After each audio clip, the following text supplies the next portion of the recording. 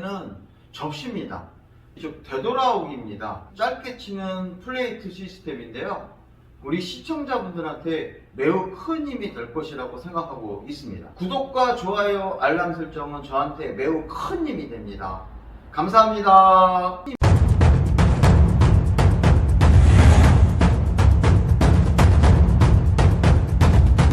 강의는 칠판 강의를 생략하고 테이블 강의만 진행하겠습니다. 그러면 제가 먼저 시범 한번 보여드리겠습니다. 하나, 둘, 이런 배치에서 이 공을 쳤는데 실제로 보면 이렇게 공이 서 있으면 많은 사람들이 이 공이 더블 레일이 없다고 생각합니다. 왜냐하면 내가 입사되는 이 각도를 정확하게 재지를 못해요. 공식적으로는 이거를 시스템적으로는 계산할 수 있지만 실제 공이 있는지 없는지는 정확한 라인을 읽지 못하기 때문에 칠 수가 없습니다. 자, 이제는 수구가 굉장히 멀리 있습니다.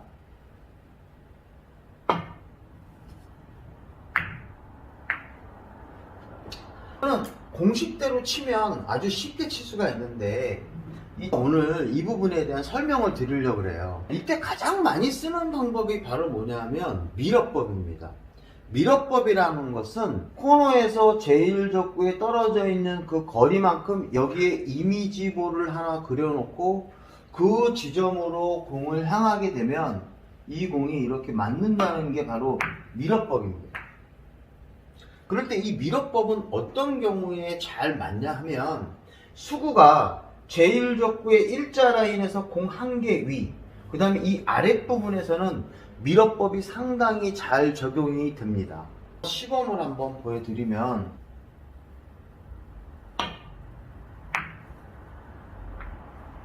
자, 그런데 이 수구가 아까 그 영역을 벗어난 바깥쪽으로 나와 있으면 이 미러법으로 치게 되면 어떤 현상이 생기냐면 이런 현상이 생깁니다.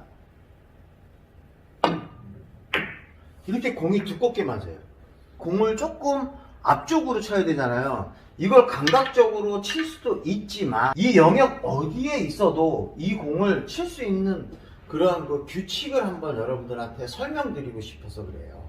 먼저 이 더블 레일을 쳐야 될 때 필요한 여러 가지 기본적인 사실을 첫째 알고 계셔야 됩니다. 첫 번째는 스피드가 2.5에서 3 정도 돼야 돼요. 그러니까 이 스피드를 PBA 뱅킹하는 정도의 스피드다 이렇게 생각하시면 가장 좋습니다. 자, 그 다음에 당점은 9시 3팁입니다.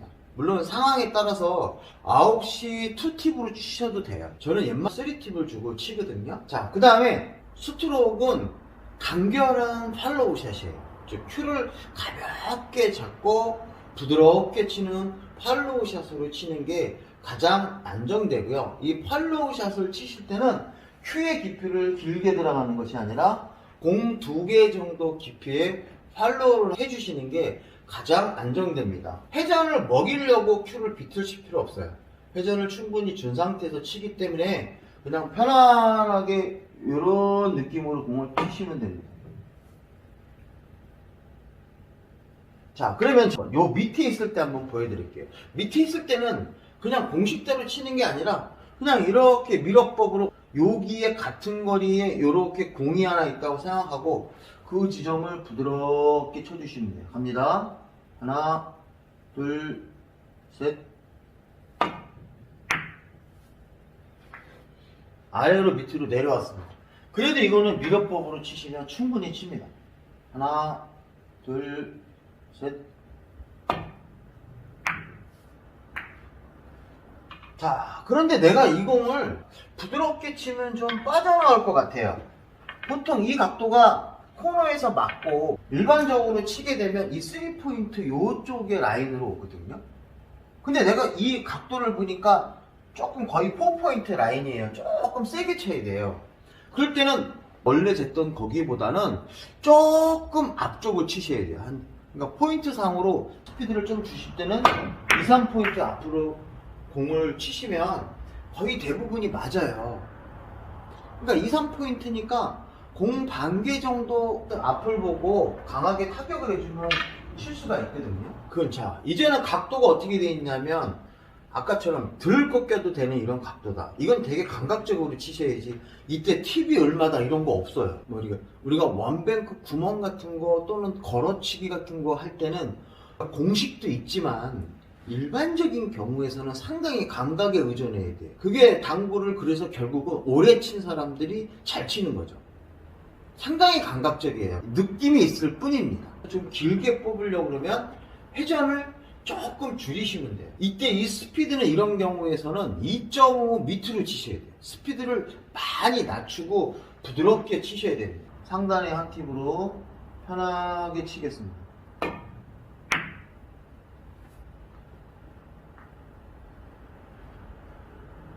중하단에 한 팁으로 주고 치셔도 되는데 여기서 중하단 한 팁이라는 것은 8시 한 팁 또는 4시 한 팁으로 주고 치셔도 되는데요. 가장 중요한 거는 이때 충격을 많이 안 줘야 되는 거예요. 그러니까 이건 정답이 없어. 이런 경우를 가지고 막 고민해서 상단이 뭐야 하단이 얼마야 그런 건 없어요. 내가 하게 꺾이지 않으면 자, 아까 이렇게 제1적구의 위치를 연결했을 때 수구가 공 한 개 정도 위에서 이 아랫부분에 놓여 있으면 미러법을 사용하면 되는데 이렇게 거리가 많이 떨어져 있어요. 머리 아파요. 그래서 가장 좋은 방법이 뭐냐면 비율로 치는 거예요. 자, 이쪽 코너에서 이 제1적구까지 떨어져 있는 거리, 그 다음에 이쪽 지점에서 수구까지 떨어져 있는 거리. 그런데 이 거리는 이 쿠션에서 이 면까지의 거리지 공 중심까지의 거리가 아니라는 걸 꼭 명심해 주셔야 됩니다. 그럴 때 이 거리는 반 포인트, 이 거리는 한 포인트입니다. 얘가 1대2면 이쪽에서 1대2인 점을 나누는 거예요. 그럼 바로 요 지점이 되겠죠. 그럴 때 여기는 포인트를 기준으로 하는 것이 아니라 날을 기준으로 합니다. 굉장히 정확합니다. 그럴 때 법을 사용하게 되면 약간 이쪽에 맞거든요. 그러니까 두껍게 맞는 거예요.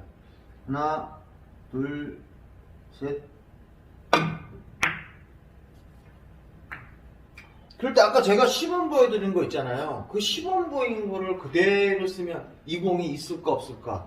여러분들 있습니다. 여기가 1대1이니까 1대1로 나눈 지점 바로 이 지점이란 말이에요. 아, 이 지점으로 공을 치면 노란 공이 맞지 않고 빨간 공을 맞겠구나 알 수가 있습니다. 이 상태에서 그대로 1대1인 저 지점을 보고 부드럽게 이렇게 들어갑니다. 죄송합니다.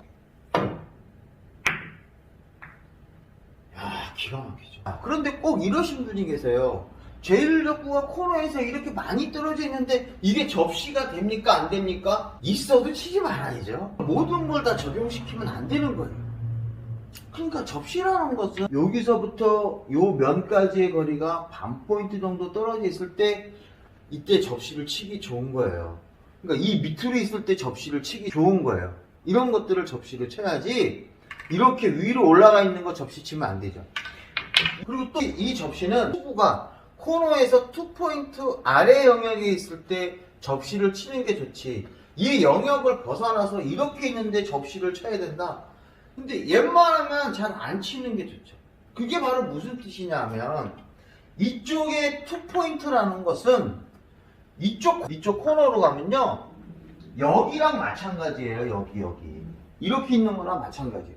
이쪽에서 접시를 안 치잖아요.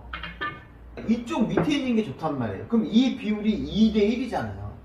그러면 여기도 마찬가지로 이렇게 되어 있을 때 2대1 영역 내에 있는 이쪽에 있는 걸 접시를 쳐야죠. 그러니까 얘도 아까 그 영역이 2대1이니까 이 지점도 2대1 영역에 있는 안쪽에 있을 때 접시를 치는 게 좋지, 이걸 벗어나면 없다고 보셔야 돼요. 이렇게 있으면 접시가 없는 건 아니에요.